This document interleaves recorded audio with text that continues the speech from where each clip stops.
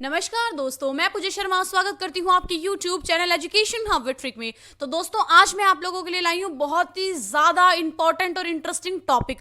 मानव शरीर से पूछे जाने वाले बेहद महत्वपूर्ण प्रश्नों का ये वीडियो है। यदि आप किसी भी एग्जाम की तैयारी कर रहे हैं तो इस वीडियो को ध्यान से सुने, समझे और हर एक प्रश्न को अपनी नोटबुक में नोट कर लें, क्योंकि बार बार एग्जाम में प्रश्न पूछे जाते हैं। यदि आपको गवर्नमेंट जॉब चाहिए तो इस वीडियो पर अंत तक बने रहें। तो चलो दोस्तों, बिना देरी के हम अपना आज का वीडियो स्टार्ट करते हैं, लेकिन उससे पहले आप अपने YouTube channel education hub with trick को सब्सक्राइब करना ना भूलें। बेल आइकन बटन को अभी प्रेस करें ताकि आने वाले ऐसे लेटेस्ट वीडियो सबसे पहले आप तक पहुंचे। तो चलो दोस्तों, बढ़ते हैं हम मानव शरीर से संबंधित पूछे जाने वाले प्रश्नों की ओर। तो हमारा पहला प्रश्न है, मनुष्य में कुल कितनी हड्डियां होती हैं? तो मनुष्य में 206 हड्डियां होती हैं। हमें नॉर्मली भी इस क्वेश्चन का आंसर नहीं आता है क्योंकि हम उतना ध्यान नहीं दे पाते हैं। तो ध्यान से सुनिएगा दोस्तों, मनुष्य में कुल कितनी हड्डियां होती हैं? तो मानव शरीर में 206 हड्डियां पाई जाती है। आगे बढ़ते हैं अगले प्रश्न की ओर। नवजात शिशुओं में हड्डियों की संख्या लगभग कितनी होती है? नवजात शिशु यानी जो बच्चा पैदा हुआ है, जो बहुत ही छोटा बच्चा है, उसमें 300 कितनी हड्डियों की संख्या होती है? 300 हड्डियों की संख्या होती है। और बहुत बार ये भी पूछ लिया जाता है प्रश्न कि नवजात शिशु कितने टाइम तक का होता है? तो जब वो पैदा होता है तब से लेकर 30 दिन के शिशु को नवजात शिशु कहा जाता है। बढ़ते हैं तीसरे प्रश्न की ओर। मनुष्य के शरीर में पसलियों को कितने जोड़े होते हैं? यानी पसलियों के कितने जोड़े होते हैं? तो मनुष्य के शरीर में पसलियों के 12 जोड़े होते हैं। ये प्रश्न भी आप लोगों के लिए बेहद महत्वपूर्ण है कि मनुष्य के शरीर में पसलियों के 12 जोड़े होते हैं। आगे बढ़ते हैं चौथे प्रश्न की ओर। मनुष्य की खोपड़ी में कितनी अस्थियां होती हैं? मनुष्य की खोपड़ी में 8 अस्थियां होती हैं। कितनी अस्थियां होती हैं दोस्तों मनुष्य की खोपड़ी में? 8 अस्थियां होती हैं। आगे बढ़ते हैं अगले प्रश्न की ओर। शरीर की सर्वाधिक प्रबल अस्थि होती है। शरीर की सबसे प्रबल अस्थि कौन सी होती है? जबड़ा। कौन सी होती है दोस्तों? जबड़ा। तो याद रखना, जब भी आपसे क्वेश्चन एग्जाम में पूछे या वैसे भी कोई पूछे तो आपको तुरंत पता होना चाहिए कि सर्वाधिक प्रबल अस्थि जबड़े की होती है। आगे बढ़ते हैं अगले प्रश्न की ओर। मानव शरीर की सबसे छोटी हड्डी है। तो मानव शरीर की सबसे छोटी हड्डी कौन सी है? स्टेपीज। और ये कहाँ पाई जाती है? मध्य कर्ण में, यानी कान के मध्य में पाई जाती है। तो मानव शरीर की सबसे छोटी हड्डी का नाम है स्टेपीज, जो कि कान के मध्य में पाई जाती है। आगे बढ़ते हैं अगले प्रश्न की ओर। मानव शरीर की सबसे लंबी हड्डी है। तो मानव शरीर की सबसे हड्डी लंबी फीमर होती है, जिसे जांग की हड्डी कहते हैं। यानी जो जांग में हमारे हड्डी पाई जाती है वो सर्वाधिक लंबी होती है, जिसे फीमर कहा जाता है। आगे बढ़ते हैं अगले प्रश्न की ओर। मनुष्य के शरीर में पैर की हड्डी सरिंद्री होती है। दोस्तों, ये भी अच्छा प्रश्न आप लोगों के लिए बनता है। आगे बढ़ते हैं अगले प्रश्न की ओर। टीबिया नामक हड्डी किस में पाई जाती है? दोस्तों, स्क्रीन पे आपको टीवी याद दिख रहा होगा, लेकिन ये टीबिया है। आप देख लीजिएगा, टीबिया नामक हड्डी किस में पाई जाती है? तो टांग में पाई जाती है। टीबिया नामक हड्डी कहाँ पाई जाती है? टांग में पाई जाती है। आगे बढ़ते हैं अगले प्रश्न की ओर। दांतों तथा हड्डियों में पाए जाने वाले तत्व हैं। तो दांत और हड्डियों में कैल्शियम व फास्फोरस पाया जाता है। एक प्रश्न ये भी बनता है कि वृद्धावस्था में हड्डियां कमज़ोर क्यों हो जाती हैं? जो बूढ़े लोग होते हैं उनकी हड्डियां कमज़ोर इसलिए हो जाती है क्योंकि उनमें कैल्शियम की कमी हो जाती है। तो वृद्धावस्था में हड्डियों का कमज़ोर होने का कारण क्या है? कैल्शियम की कमी है। आगे बढ़ते हैं अगले प्रश्न की ओर। अस्थि में कौन सा लवण सर्वाधिक मात्रा में होता है? तो कैल्शियम फास्फेट। कैल्शियम फास्फेट जो है वो अस्थि में सबसे ज़्यादा पाए जाने वाला लवण है। आगे बढ़ते हैं अगले प्रश्न की ओर। अस्थियों एवं पेशियों को आपस में जोड़ता है। जो आपकी अस्थियां हैं और आपकी जो पेशियां हैं उन्हें आपस में कौन जोड़ता है? टेंडन जोड़ता है। दोस्तों, ये बहुत ही ज़्यादा इंपॉर्टेंट प्रश्न है कि अस्थियों व पेशियों को आपस में टेंडन जोड़ता है। आगे बढ़ते हैं अगले प्रश्न की ओर। मानव शरीर में पाचन का अधिकांश भाग किस अंग में संपन्न होता है? तो पाचन का अधिकांश भाग छोटी आंत जो है, यानी आपकी जो छोटी आंत होती है उसमें संपन्न होता है। यानी हम जो भी खाना खाते हैं वो कौन से अंग में संपन्न होता है, यानी उसकी जो पाचन प्रोसेस है, उसकी डाइजेशन प्रोसेस जो है वो छोटी आंत में ही कंप्लीट होती है। आगे बढ़ते हैं अगले प्रश्न की ओर।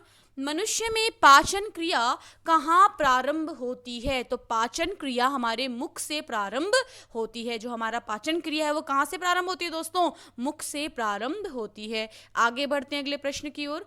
शरीर के लिए एंजाइम आवश्यक होते हैं क्योंकि ये जीव रासायनिक क्रियाओं के उत्प्रेरक हैं। क्यों हमारे शरीर के लिए एंजाइम इंपॉर्टेंट है?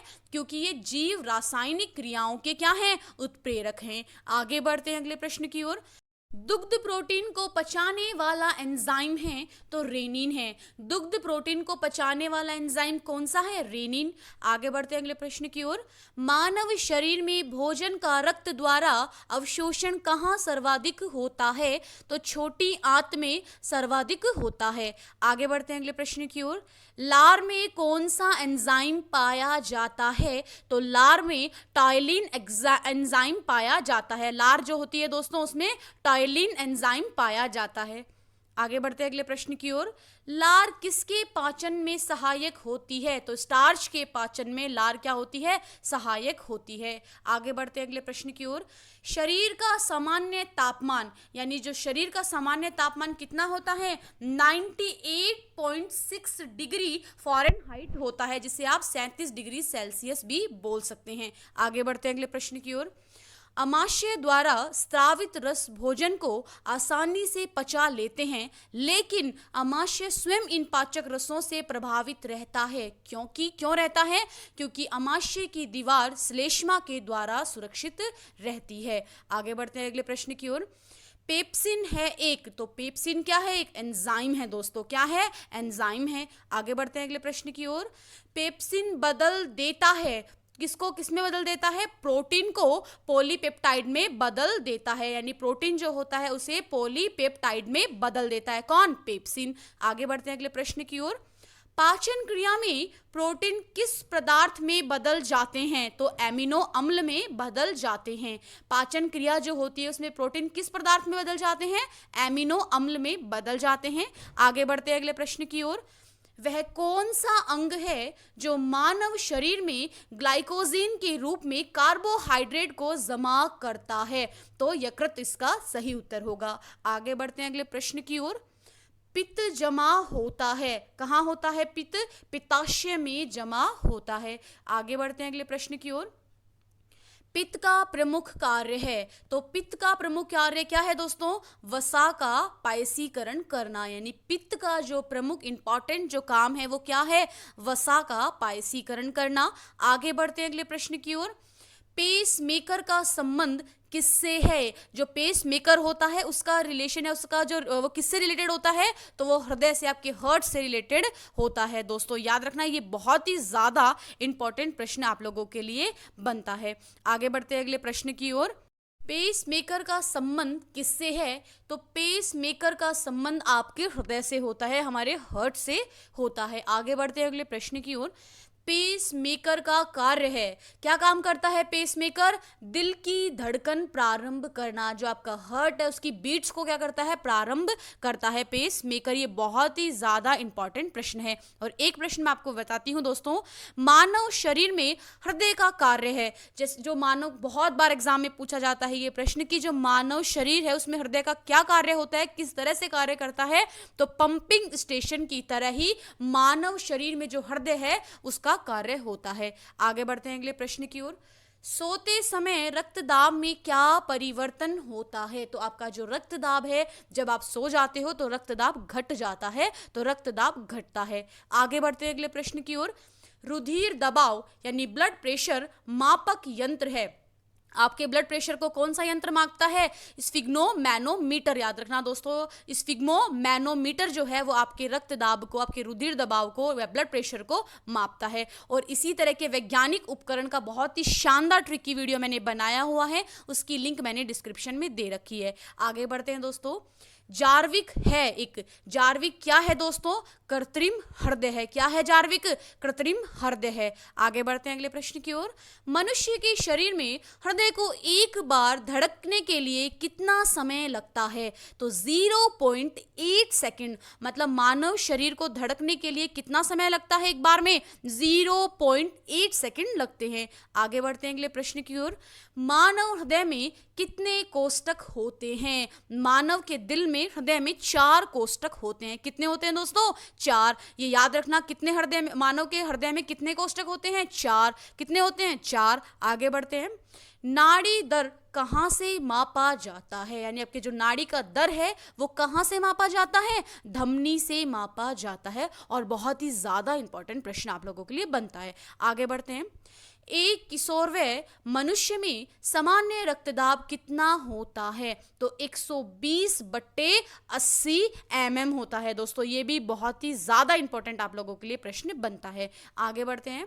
दौड़ लगाते समय मनुष्य का रक्तचाप बढ़ जाता है। जब भी आप भागते हो, दौड़ लगाते हो, तो आपका जो रक्तचाप है वो बढ़ जाएगा। आगे बढ़ते हैं।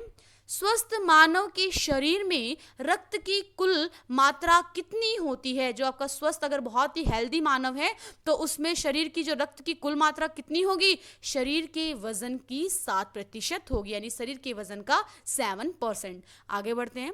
मानव रुधिर का पीएच है तो 7.4 होता है। मानव रुधिर का पीएच कितना होता है? 7.4 होता है। आगे बढ़ते हैं अगले प्रश्न की ओर।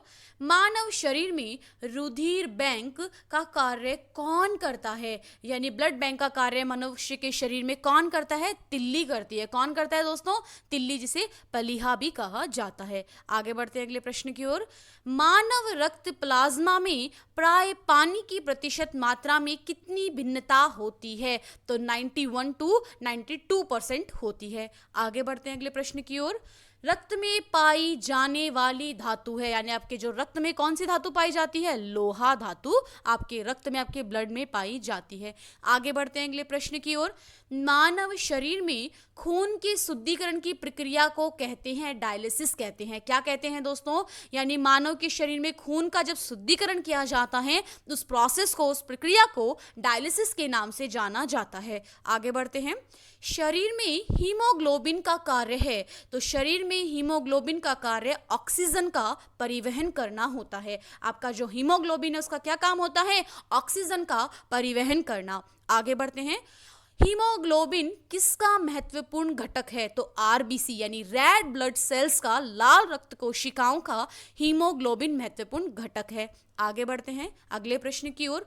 कौन सी रक्त वाहिकाएं साफ रक्त फेफड़ों से हृदय में ले जाती हैं? यानी जो साफ सुथरा रक्त है वो फेफड़ों में ले जाती हैं। तो कौन सी रक्त वाहिकाएं लेके जाती हैं हृदय में? ले जाती हैं तो फुफ्फुस सीरा लेकर के जाती है। दोस्तों इस प्रश्न को फिर रिपीट कर रही हूं।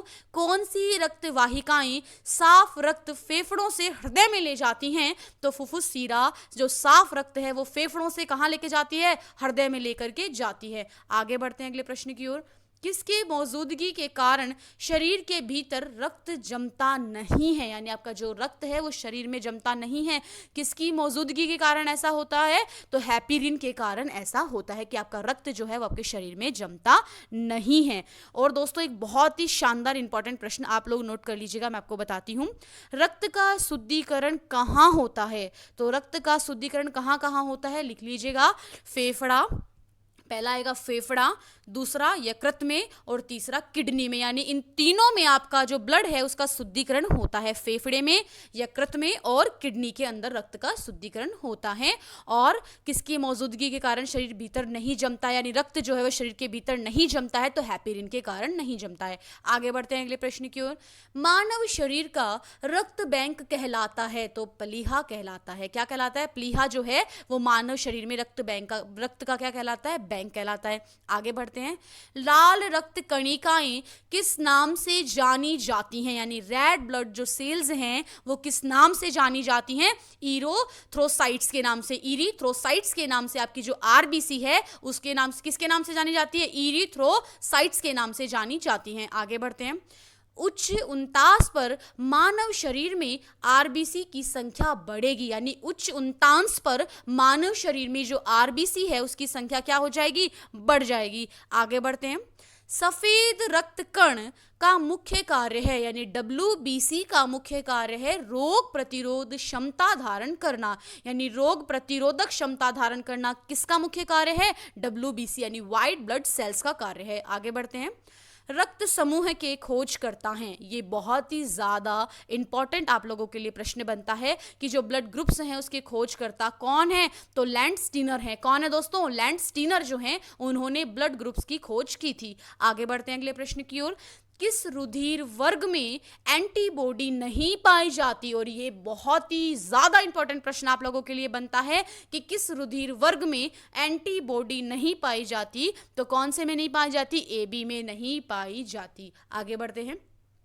एंटीजन, एंटीजन का मतलब होता है प्रतिजन, एक ऐसा पदार्थ है जो प्रतिरक्षी के निर्माण को बढ़ावा देता है। आगे बढ़ते हैं अगले प्रश्न की ओर। रक्त समूह O वाला व्यक्ति किस रक्त समूह के व्यक्तियों से रक्त ले सकता है, तो केवल O जिसका ब्लड ग्रुप है वो O वाले से ही अपना ब्लड ले सकता है। बहुत ही ज़्यादा अच्छा प्रश्न ये आप लोगों के लिए बनता है कि रक्त समूह O यानी किसी का ब्लड ग्रुप O है वाला व्यक्ति किस रक्त समूह के व्यक्ति से रक्त ले सकता है, तो खाली वो O वाले से ही रक्त ले सकता है। इसी के साथ हमारा मानव शरीर से संबंधित जो इंपॉर्टेंट क्वेश्चंस है उसका वीडियो यहीं समाप्त होता है। मैं उम्मीद करती हूँ जो भी आपको पढ़ाया है वो आपने नोटबुक में नोट कर लिया होगा, क्योंकि ये प्रश्न आप लोगों के लिए बहुत ही ज्यादा इंपॉर्टेंट प्रश्न है दोस्तों। अब आप लोगों के लिए आएगा पार्ट सेकंड, यानी ये जो 55 क्वेश्चंस हैं ये तो बहुत बहुत ज़्यादा इंपॉर्टेंट है, लेकिन ये आप लोगों के लिए सफिशिएंट नहीं है, इसीलिए मैं आप लोगों के लिए पार्ट सेकंड बनाऊंगी, वो भी बहुत ज़्यादा इंपॉर्टेंट होगा दोस्तों, तो उसे भी ध्यान से सुन लीजिएगा। मैं अब आपसे अलविदा लेती हूँ, लेकिन उससे पहले आप अपने YouTube channel education hub with trick को सब्सक्राइब करना ना भूलें, बेल आइकन बटन को अभी प्रेस कर दे ताकि आने वाले ऐसे लेटेस्ट वीडियो सबसे पहले आप तक पहुँचे दोस्तों। और हाँ, वीडियो को ज़्यादा से ज़्यादा शेयर सब्सक्राइब करें, क्योंकि आपका शेयर सब्सक्राइब ही मेरा मोटिवेशन है। धन्यवाद दोस्तों।